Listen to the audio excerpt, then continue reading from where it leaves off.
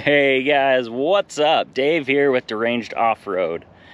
It always feels like it's been a while since I've done a video because, you know, I probably only do one every 3 weeks or so, maybe every 4 weeks.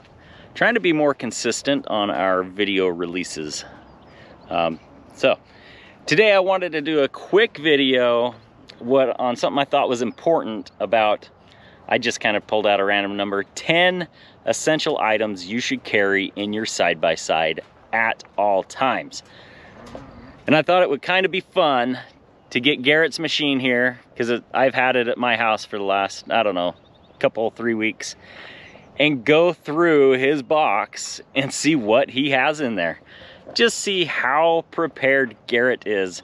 I'll share my list that I came up with. I have not been in his box, so I don't know what's in there exactly. I have a good idea.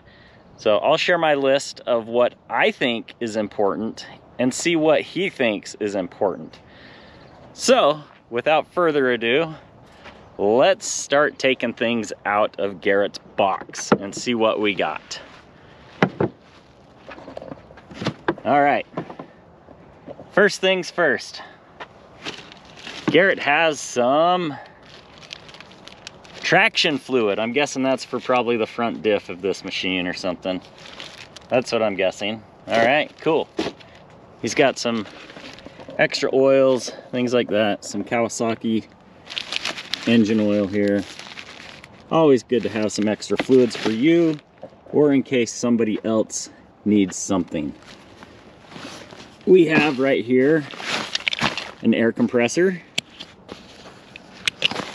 Always good to be prepared. Well, should I open it up? I know that's what's in there. I'm trying to do this all one-handed. No, we're not going to open it up. So Garrett has chosen to go with an air compressor over carrying a spare tire. I will say you can do either or. If you don't carry a spare tire, make sure you carry a air compressor. And I know he's got it. Smitty built tire repair kit. In here is some plugs, things like that. Yeah, he's got plugs, needle nose pliers, some sockets, some basic hand tools, things of that nature. So if you're not going to carry a spare, carry yourself an air compressor and some tools to get the job done. All right, here's a little better view of his air compressor that he's got. It's a 12-volt jobber. I want to say it's like an Amazon deal. Something he got on Amazon. We'll put a link to the description in there. All right, another thing you should have, or another thing that he has, Rhino USA. What is it? Let's see. He has got, oh, I see. He's got a foldable shovel in there. So that's handy in case you need to dig yourself out or you need to bury a poop or something like that. You know, all kinds of things a shovel can be handy for. It's got a big screwdriver there. What's this? Rhino USA. It is looks like one of them kinetic energy ropes, a snatch rope. Okay, that's good. Good to have something to recover yourself with. I'm reaching in here blind, guys. I have no idea what I'm grabbing. Band-Aid. All right, so he's got in here, is it Band-Aids? It is a whole lot of Band-Aids. So a real basic first aid kit. That's important. An extension. Okay, he's got an extra belt in there. I can see that. That's good to have. I'm just gonna climb up on a tire so I can see what the heck I'm looking at here.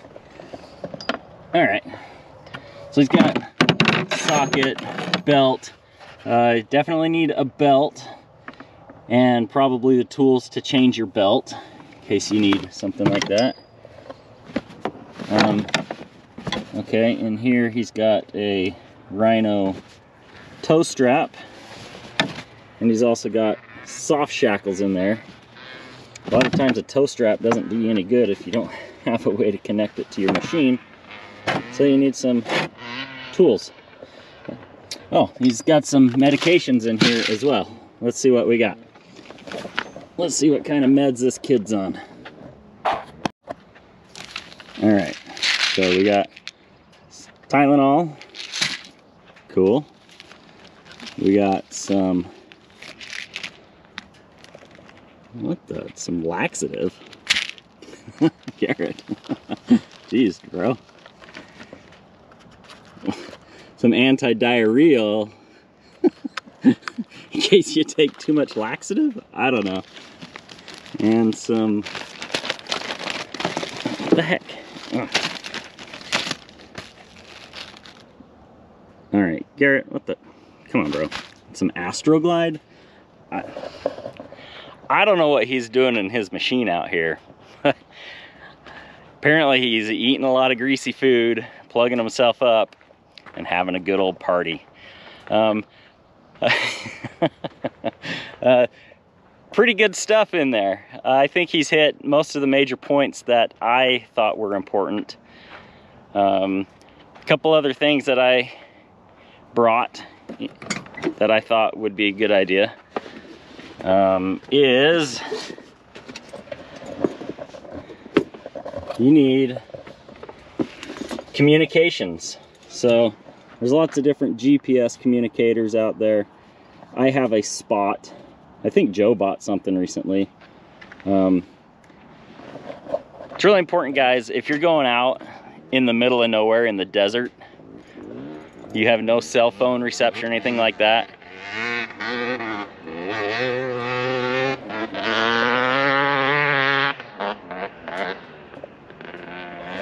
just a ripping out there. Good for him.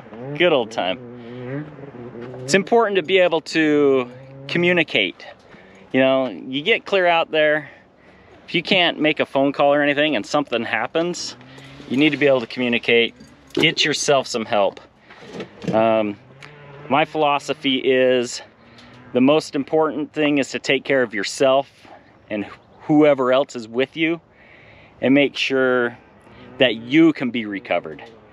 Along those lines, I just noticed Garrett has a cooler here. Let's see what's in his cooler. Pretty sure it's just some water bottles. Water, super important. I think the top three things are some water, some food, and a way to communicate in case shiz goes wrong. Make sure you can get yourself recovered first. You can always go back for the machine or send somebody back for machine, get it fixed, but just don't go out there and die with your machine. That's really stupid. Another thing I thought was important, some toilet paper, some wet wipes, something along those lines, and probably some emergency food of some kind. I don't care if you bring a box of granola bars or whatever, but I just had this sitting around. It was actually in my food storage downstairs. You know, this little thing has 2,400 calories in it, so it's got a good shelf life. Probably tastes like garbage. I've never even tried it, but you know, if you bring it, you at least have it. So you don't bring it, you don't got it, you're gonna be hungry. So there's a few things right there that I think are pretty important if you're going out. You know, I don't always take all that stuff with me, especially if I'm riding around locally. Around here in southern Utah, you basically have cell phone service pretty much everywhere I go. But if I'm going out on a longer trip, I'll bring all of that and then probably a better assortment of tools. I have, it's a Harbor Freight job, but it comes in a decent plastic case, and I'll pack that along as well. So I have a whole set of sockets, wrenches, everything, because you just freaking never know. And you know, I've used all that stuff before. either in my cars, trucks, or on the side-by-side. It's always a good thing to have that kind of stuff and be prepared. So if you guys are planning a long day out, traveling 100 miles, what do you pack with you? If you're trying to be self-sufficient, what kinds of extra things that I didn't show do you bring? And have you ever had to use that stuff? Tell us some stories in the comments. I want to know what you packed, if you were lucky that you brought it, what you wished you had, you know, that kind of stuff. So anyways, hope that's kind of helpful. It was kind of fun to go through Garrett's thing. I'll put up the list of what I thought we should bring. And, you know, it's not a comprehensive list. It was just 10 things that are a good idea to bring. So, all right, guys, thanks for watching. I hope it was mildly entertaining. Apparently Garrett's been entertained in here, or is entertaining. I don't know what's happening. So thanks for supporting us, and you can find links to a lot of this stuff down there in the description. We'll put up some Amazon links, Rocky Mountain links. So yeah, guys, have a good day. We'll see you on the next one. You know, I really don't understand what's wrong with people. Like, we have a landfill here in town. It's literally 10 minutes away from where I'm at right now. It's basically free to use. You can drop off, like, I don't know, 1,000 pounds a month there, like, for free. I mean, when I say free, I mean it's included in your monthly utility bill. But I mean, come on. You're gonna load your truck up and just freaking drive out here down this crappy little dirt road up this ravine. Takes you longer to get here than it does to go to the landfill probably from your house and dump it out here. Such bull crap.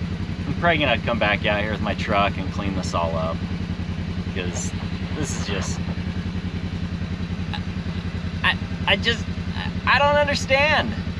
I remember my dad once, he took like some tree limbs and he did this, and he dumped them out in the wilderness, and it was like 4 branches. Like, he trimmed a little tree, and you know, it's all biodegradable, whatever. He shouldn't have done it.